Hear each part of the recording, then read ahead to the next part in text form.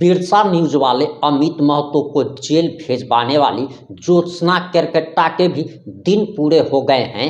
अब उसको ज्योत्सना केरकेट्टा को भी जेल भेजा जाएगा। और आपको बताते चले कि जेल के यानी कि टाइगर की पार्टी के बड़े नेता ने और टाइगर की पार्टी ने ज्योत्सना केरकेट्टा को जेल भेजने का ऐलान कर दिया है। नमस्कार, मैं प्रिंस कुमार सिमरा। अगर अभी तक आपने चैनल को सब्सक्राइब नहीं किया है तो खबरों से अपडेट रहने के लिए कृपया चैनल को सब्सक्राइब कर लीजिए। और जो लोग ऑलरेडी कर चुके हैं उन तमाम लोगों को हृदय धन्यवाद। अब वापस आते हैं अपनी खबर पर। और आखिर जेल कैंप के बड़े नेता ने आखिर क्या दावा कर दिया है, जरा आप ये बयान सुनिए।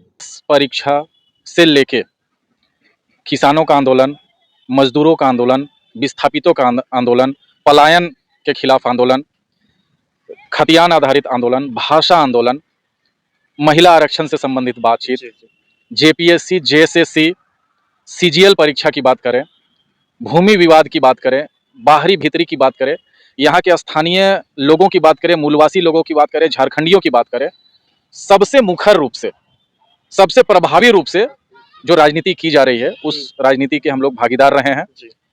और पूरे झारखंड के लोग चाहे किसी वर्ग के हों, इस बात पे कोई उंगली उठा नहीं सकता है कि जो झारखंड हित के मुद्दे हैं उन मुद्दों पर अगर सबसे बेबाकी से सड़क से लेकर सदन तक अगर कोई राजनीतिक दल या कोई राजनीतिक परिपाटी जो चली आ रही है उसके विरोध में जो सकारात्मक राजनीति करने वाले लोग हैं वो हमारे समाज के लोग हैं, हमारी पार्टी के लोग हैं। साथ ही साथ वो तमाम बुद्धिजीवी समाज के लोग भी हैं जो मानते हैं और स्वीकार करते हैं कि असल मुद्दा आदिवासी और कुर्मी का नहीं है। असल मुद्दा यहाँ के जो स्थानीय मुद्दे हैं, जो एक ज्वलंत मुद्दा चलता आ रहा था कि झारखंड में झारखंडियों को कैसे मजबूत किया जाए, यहाँ के युवाओं के साथ में कैसे न्याय हो, यहाँ के छात्रों के साथ कैसे न्याय हो, और यहाँ के संपदा पे, यहाँ के शिक्षा पे, यहाँ पे स्वास्थ्य सुविधाओं पे, यहाँ के लोगों का वर्चस्व कैसे स्थापित हो, यहाँ से आवाज उठी थी। और वो आवाज पूरे झारखंड में फैल रहा था। वर्तमान जो विवाद है उस आवाज को दबाने के लिए किया जा रहा है। लेकिन सबसे दुखद पहलू क्या है? सबसे दुखद पहलू यह है कि वैसे जमीनी स्तर के कार्यकर्ता, हम दोनों पक्षों से दांव लेना चाहते हैं। अगर हमारे पक्ष से बात करें तो झारखंड के एकलौते सर्वमान्य जननायक टाइगर जयराम महतो, उनकी टीम। दूसरे पक्ष से अगर बात करें, जो अभी पक्ष बना दिया जा रहा है दूसरा, हम लोग तो सामूहिकता की बात शुरू से किए हैं और अभी भी हम लोग उसी के पैरवीकार हैं। मैं कुछ बुनियादी लोगों के बारे में बोलना चाहता हूं, जिसमें सबसे पहले नंबर पे लक्ष्मी नारायण मुंडा हैं, दूसरे नंबर पे प्रेमसाही मुंडा जी जैसे लोग हैं। महिलाओं की अगर बात करें तो कुंदर सिंह मुंडा भी बहुत प्रभावी राजनीति के लिए जानी जाती हैं। महिलाओं के लिए, यहाँ के सीएनटी जमीन के लिए, ये तीनों चेहरे हमेशा लड़ते रहे हैं। आने वाले समय में चाहे प्रेमसाही मुंडा की बात करें, चाहे लक्ष्मी नारायण मुंडा की बात करें, चाहे देवी दयाल मुंडा की बात करें, या फिर कुंदर सिंह मुंडा की बात करें, ये चारों पांचों फिगर जो हैं वो एक उम्मीद जगाते हैं। इनको नेता मानने वाले सिर्फ आदिवासी लोग नहीं हैं, हम लोग भी उनको बड़ा भाई माने हैं और उनको नेता स्वीकार करते हैं। क्यों? क्योंकि हमने अपनी खुली आंखों से इन चारों पांचों लोगों को जमीन पे लड़ते हुए देखा है। बाहरी लोगों के द्वारा इनके जमीन पे कब्जा किया जाता है, सीएनटी जमीन पे, उसका घर धसाने को हमने देखा है, बाउंड्री वॉल गिराने का हमने देखा है, और हम लोग स्वीकार करते हैं कि ये चारों पांचों चेहरे प्रभावी लोग हैं। लेकिन पता नहीं किन वजहों से जो ये बेबाकी से पूरे झारखंड के तमाम स्थानीय लोग, मूलवासी लोगों के बात करते आए थे, अचानक से ये भी वायरल लोगों में शामिल हो गए। बहुत दुख होता है जब इनको फ्रंट चेहरा ना बना के कुछ वायरल लोगों को फ्रंट चेहरा बना दिया जा रहा है। मीडिया उनका बाइट ले रहा है, मीडिया उनको तवज्जो दे रहा है, उनको सुपरस्टार बनाने जैसा कर रहा है। लेकिन इस ट्रेंड में जो जमीनी काम करने वाले आदिवासी नेता हैं उनको दबाया जा रहा है। आज मैं बता रहा हूं कि हमें तकलीफ होती है प्रेमसाही मुंडा जी को देख के कि कैसे वो संवैधानिक रूप से बात करने वाले व्यक्ति हैं। लक्ष्मी नारायण मुंडा इतने बड़े बुद्धिजीवी हैं, जानकार हैं, पढ़े लिखे हैं, सुलझे हुए इंसान हैं। व्यक्तिगत रूप से मैं इन चारों पांचों लोगों को जानता हूं, लेकिन इन लोग भी ट्रेंड में बह के अनाप शनाप बयान दे रहे हैं। जो संवैधानिक मांगों की पैरवी करने वाले लोग हैं, आज संवैधानिक मांगों के खिलाफ असंवैधानिक लोगों के साथ में खड़े हैं, मंच साझा कर रहे हैं, उनके जुबान में हाँ मिला रहे हैं। आखिर कौन सी ऐसी मजबूरी है? जब मैं इन लोगों से बात करता था, मैंने हमेशा महसूस किया है कि ये वोट की तरफ कभी भी झुकाव इनका नहीं रहा कि हमें वोट कहां से मिलेगा, हमें वोट सपोर्ट कैसे मिलेगा। इनका हमेशा झुकाव रहा था कि कुछ अच्छी चीजें होनी चाहिए, कुछ बदलाव की बात होनी चाहिए। लेकिन आज इनको देखता हूं कि ये भी ट्रेंड के पीछे भाग रहे हैं। इस आंदोलन में जो जमीनी कार्यकर्ता हैं, जो जमीनी नेता हैं, जो समाज के असली अगुआ हैं, जो झारखंड के असली मुद्दे हैं, वो दबते जा रहे हैं। इस बात का हम लोगों को दुख होता है।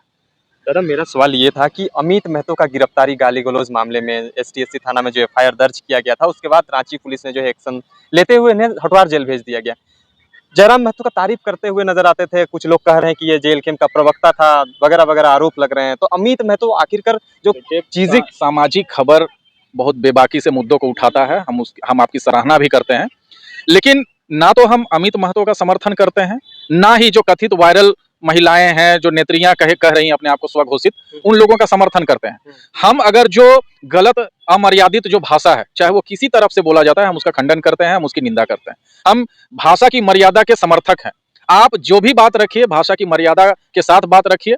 गाली गलौज कोई भी कर सकता है, गाली बकना कोई बहुत बड़ा मतलब रोबोट साइंस नहीं है, कोई भी गाली बक सकता है। जो सबसे प्रभावी बात है कि आप मुद्दों के आधारित बात को कैसे रखते हैं। मैं बताता हूं कि ये अमित महतो का जो प्रकरण आया, इससे पहले अमित मुंडा का भी संयोग से देखिए, अमित महतो और अमित मुंडा, कुछ लोग अमित मुंडा को सही बोल रहे हैं, कुछ लोग अमित महतो को सही बोल रहे हैं, कुछ लोग अमित महतो को गाली दे रहे हैं, कुछ लोग अमित मुंडा को गाली दे रहे हैं, लेकिन दोनों की भरिया जो भाषा है, वो भाषा दोनों की निंदनीय है। इस तरीके का अमर्यादित भाषा किसी समाज, किसी व्यक्ति के लिए शोभनीय नहीं है। लेकिन ये जो धुआं उठ रहा है, इसका आग किसने लगाया, ये असल मुद्दा है। ये सोचने की बात है, उनको चिन्हित करने की बात है दोनों तरफ से। मैं ना तो कुर्मी समाज का समर्थन करूंगा इस मामले में, ना ही मैं आदिवासी समाज का समर्थन करूंगा, लेकिन ये जो मूलवासी आदिवासियों के बीच में ये जो खाई बनते जा रही है, जो अराजकता का भावना, अराजकता फैल रहा है, शत्रुता फैल रही है, दुश्मनी, कोई एक दूसरे के फूटे आंख देखने के लिए नहीं बहा रहा है, जबकि हमें चाहिए था कि हम एक मुट्ठी बनते, महतो, मांझी, मियाँ, मुसलमान, महरा, यहाँ के मूलवासी, यहाँ के झारखंड हितैषी मुट्ठी बनते और यहाँ के बुनियादी मुद्दों के लिए लड़ते, यहाँ के शिक्षा, स्वास्थ्य, रोजगार के लिए लड़ते, यहाँ के संसाधनों के लूट के खिलाफ लड़ते, अवैध मानव तस्करी, अवैध खनन के खिलाफ लड़ते, विस्थापन के मुद्दे पे लड़ते, शिक्षा अधिकार के मुद्दे पे लड़ते, सूचना अधिकार के मुद्दे पे लड़ते। कितना अच्छा होता। लेकिन इन बुद्धिजीवियों के भी दिमाग में धीरे धीरे लगता है कि वोटों का असर हो गया, चूंकि ये चुनाव लड़े हैं तो बहुत कम वोट आया इनको, तो उससे ये बहुत निराश भी जान पड़ते हैं कि चलो कुछ भी कर दिया जाए ताकि वोटों का प्रतिशत बढ़े। ये राजनीति का डाउनफॉल है, और ये जो दौर चल रहा है, ये राजनीति का डाउनफॉल का दौर चल रहा है। हम बुद्धिजीवी जो झारखंड का विकास चाहते हैं, जो झारखंड को समृद्ध राज्य बनाने चाहते हैं, जो चाहते हैं कि पूरे देश में झारखंड मॉडल का एक मिसाल दिया जा सके, उसकी चिंता करने वाले लोगों को एकजुट होना होगा। आप ट्रेंड में बह रहे हैं, लेकिन पूरे झारखंड को आप गर्त में धकेलने का काम कर रहे हैं। लेकिन दादा ये भी सवाल आता है कि जो अमित महतो जिस मामले को लेकर जेल तक का सफर यातना झेल रहे हैं, उस विषय को लेकर तब जब आदिवासी समुदाय के लोग जब सड़कों पर उतर रहे थे, जन आक्रोश रैलियां निकाली जा रही थी, उस टाइम भी ये इस तरह से अभद्र भाषाओं का प्रयोग किया गया है। इनके तरफ भी, कुर्मी समाज की तरफ से भी बहुत सारे वैसे नेताओं का चिन्हित करके जो है उन्होंने एफआईआर भी लॉन्च कराया है, थाना में मुकदमा भी चल रहा है, लेकिन उसमें किसी तरह का कोई बातें नहीं हुई। अमित महतो क्या ज्यादा ही गुनहगार था क्या? यही तो प्रशासन, देखिए प्रशासन ने अगर तत्परता दिखाई है और किसी के ऊपर आरोप लगा है, उसको अगर पकड़ा गया है, तो हम इसकी साधुवाद देते हैं एसटीएससी थाने को। लेकिन हम साथ ही साथ यह भी कहना चाहते हैं कि पहाड़िया जाति के लोग, असुर जाति के लोग, बिरहोर जाति के लोग, जो आवेदन 2010 से पेंडिंग है, आपको मैं उपलब्ध करा दूंगा ऐसा आवेदन जो 2010 से पेंडिंग है, जिसमें प्रभावित कौन है? असुर जाति के लोग हैं, जो है बिरहोर जाति के लोग हैं, लेकिन उनको न्याय दिलाने का काम एसटीएससी थाना नहीं कर रहा है। बहुत सारे ऐसे आवेदन हैं जिसपे एसटीएससी एक्ट लगा दिया गया है, जिसमें कोई वैलिड ग्राउंड नहीं है, कोई आधार नहीं है एसटीएससी का। अरे भाई, आपको जो संविधान ने कानून दिया है, जिससे आप अपनी जमीन बचा सकते हैं, आप अपनी अस्मत बचा सकते हैं, आप अपनी इज्जत बचा सकते हैं, आप अपने घर की सुरक्षा स्थापित कर सकते हैं, उस कानून का दुरुपयोग आप राजनीतिक दुश्मनी निकालने के लिए कर रहे हैं। भाई आपने कहा, उसके जवाब में आया तो एसटीएससी थाना में चले गए।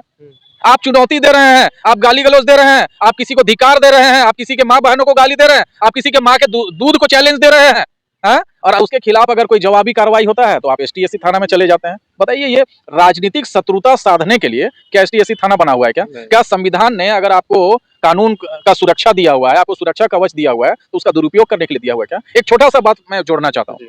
अगर आप कहीं जंगल में छुप के वीडियो बना रहे हैं और सोशल मीडिया में डाल रहे हैं, आप गलत कर रहे हैं, ठीक है।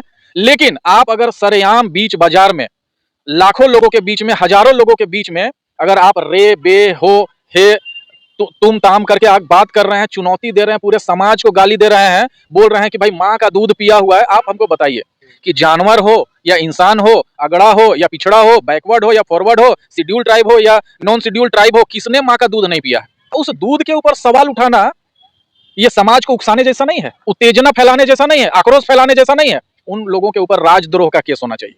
जो राज्य की शांति भंग करने का काम कर रहे हैं उनके ऊपर राजद्रोह का केस होना चाहिए। लेकिन हाँ, जो ताकतवर है वो क्षमा करना जानता है। हमारे समाज की तरफ से अगर बहुत ज्यादा प्रतिक्रिया नहीं आ रही है तो इसका मतलब हम ताकतवर समाज हैं, हम लोग क्षमा करना भी जानते हैं। और हम लोग देखते हैं कि अगर कोई पब्लिसिटी पाने के लिए, कोई अपना चेहरा चमकाने के लिए अगर इस तरीके का बयान दे रहा है जानबूझ के, क्योंकि इस बयान देने के बाद आप देखते होंगे कि चेहरे में एक गजब सा एक शैतानी हंसी दिखता है कि भाई हम जानबूझ के उकसा रहे हैं लोगों को, वायरल होने के लिए कर रहे हैं। भाई इन सबों का जवाब देके हम आपको माइलेज देना नहीं चाहते हैं। दादा, अंतिम सवाल रहेगा, लगातार यहाँ पे जयराम महतो जो है अपनी जान का जोखिम में होने की सूचना देते हैं, हमेशा जो है अपने आप में एक चुनौतीपूर्ण होने की सूचना देते हैं। कुछ दिन पहले उन्होंने 1.5 करोड़ रुपया का बात किया कि हमें मारने के लिए सुपारी दी जा रही है। यहाँ पे गाली गलौज देने वाले को प्रशासन तुरंत पकड़ रही है, लेकिन एक माननीय विधायक इस तरह से कह रहे हैं, उसके प्रति किसी तरह का कोई सुरक्षा की नहीं, ना कोई जाँच पड़ताल की नहीं। तो क्या लगता है प्रशासन? देखिए, इससे साफ पता चलता है कि ये सारी चीजें प्रायोजित हैं, फंडेड है और कहीं ना कहीं गाइडेड है। या तो गाइडेड है या फंडेड है या किसी तरीके से स्पॉन्सरशिप है, प्रायोजित है, कोई राजनीतिक एजेंडा है कि आदिवासियों को आपस में उलझाया जाए। जो सरकारी आदिवासी हैं वर्सेस प्राइवेट आदिवासी उसको कह सकते हैं, उसको लड़ाया जाए और उसमें वोटों का पोलराइजेशन अपने राजनीतिक दल के अनुसार किया जाए। तो इस बात को समझना होगा। इस लहर में, इस ट्रेंड में जो बुद्धिजीवी हैं वो भी शामिल हो जा रहे हैं। अरे हम नेता किनको मान सकते हैं? जो जन मुद्दों के लिए लड़ते हैं, जो मुआवजे के लिए लड़ते हैं, जो जमीन बचाने के लिए लड़ते हैं, जो भाषा बचाने के लिए लड़ते हैं, जो रोजगार बचाने के लिए लड़ते हैं, जो शिक्षा के लिए लड़ते हैं, जो स्वास्थ्य सुविधाओं के लिए लड़ते हैं, जो सीएनटी बचाने के लिए लड़ते हैं, जो पेशा कानून के लिए लड़ते हैं, हम उनको नेता मानते हैं।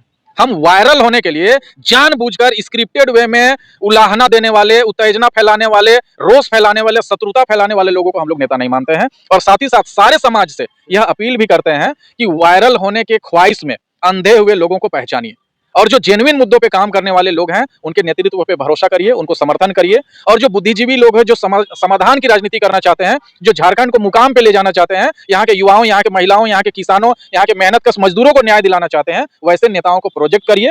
नहीं तो उन नेताओं का मनोबल डाउन होगा। हम जमीन पे काम करते हैं, लेकिन जो फेसबुक में सेंसेशन फैला रहा है, जो इंस्टाग्राम पे रील बना रहा है, आप अगर उसको नेता मानते हैं तो मेरा मनोबल कम होगा कि भाई हम बुनियादी मुद्दों पे लड़ने वाले लोग हैं और हमसे ज्यादा तवज्जो, हमसे ज्यादा इंपॉर्टेंस इन वायरल लोगों को दिया जा रहा है, रील बनाने वाले लोगों को दिया जा रहा है। तो इन लोगों को पहचानने की जरूरत है। जो आपके लिए हमेशा से लड़ता आया है उन लोगों के नेतृत्व में आप काम करिए। अमित महतो को कुर्मी समाज के लोग साथ देंगे कि नहीं? क्योंकि गाली देके जल गए हैं, कुछ लोग साथ भी नहीं भी देंगे। देखिए, हमने अमित मुंडा को भी साथ दिया है। हमारे समाज के लोग कहते हैं कि संतोष दा आप बहुत गलत किए हैं, आपको माफी नहीं मंगवा के छोड़ना चाहिए था, आपको उसका केस करना चाहिए था, उसको जेल भेजना चाहिए था, उसको कड़ी से कड़ी सजा दिलाना चाहिए था। लेकिन हम जब देख रहे हैं कि उसकी मानसिक स्थिति ठीक से विकसित नहीं हुई है, वो वायरल चीजों में, सोशल मीडिया में जो अनाप शनाप कंटेंट जो जहर फैलाया जा रहा है, उससे उसके दिमाग पे असर हुआ। तो ना तो हम अमित मुंडा के दुश्मन हैं, ना हम अमित महतो के दुश्मन हैं, ना हम अमित मिश्रा के दुश्मन हैं, ना हम किसी जाति, किसी धर्म के। क्या आपको लगता है कि अमित महतो के बाद ज्योत्सना केरकेट्टा को भी जेल भेज देगी? आपके क्या विचार है? आप अपनी प्रतिक्रिया कमेंट बॉक्स में जरूर लिखिएगा। जुड़े रहे हमारे साथ। जय हिंद, जय भारत।